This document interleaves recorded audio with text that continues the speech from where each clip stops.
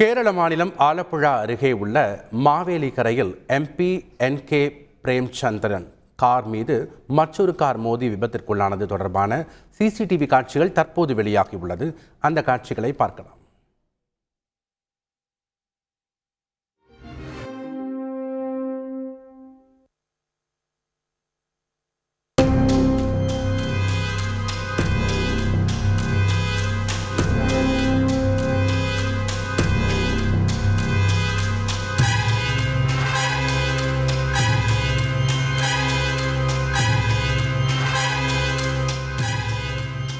இது பற்றி விவரங்களை செய்தியாளர் சிவசபாபதி வழங்க கேட்கலாம். வணக்கம் சிவசபாபதி, இந்த விபத்து எப்ப ஏற்பட்டது, விவரங்கள் என்ன?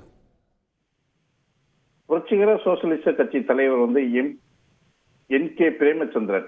இவர் பாத்தீங்கன்னா கொல்லத்தினுடைய எம்பியும் ஆவார். இவர் தன்னுடைய மருமகன் வீட்டுக்கு ஆலப்புழாவுக்கு சென்று திரும்பும் போது பாத்தீங்கன்னா ஆலப்புழா மாவட்டத்தில் இருக்க மாவேலிக்கரை புதிய காவு என்ற இடத்துல இவர் வண்டி வந்துகிட்டு இருக்கும்போது அப்போ ஷோரூம்ல இருந்து புதிதாக எடுக்கப்பட்ட கார் வேகமாக இவருடைய காரினுடைய பின்பக்கம் மோதியில பாத்தீங்கன்னா பிரேமச்சந்திரனுக்கு நெத்திலையும் காலிலையும் காயம் ஏற்படுது.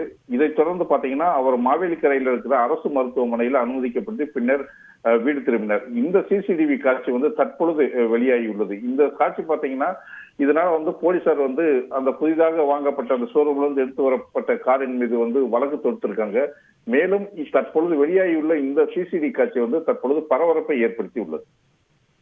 நன்றி சிவசபாபதி, உங்களுடைய தகவல்களுக்கு.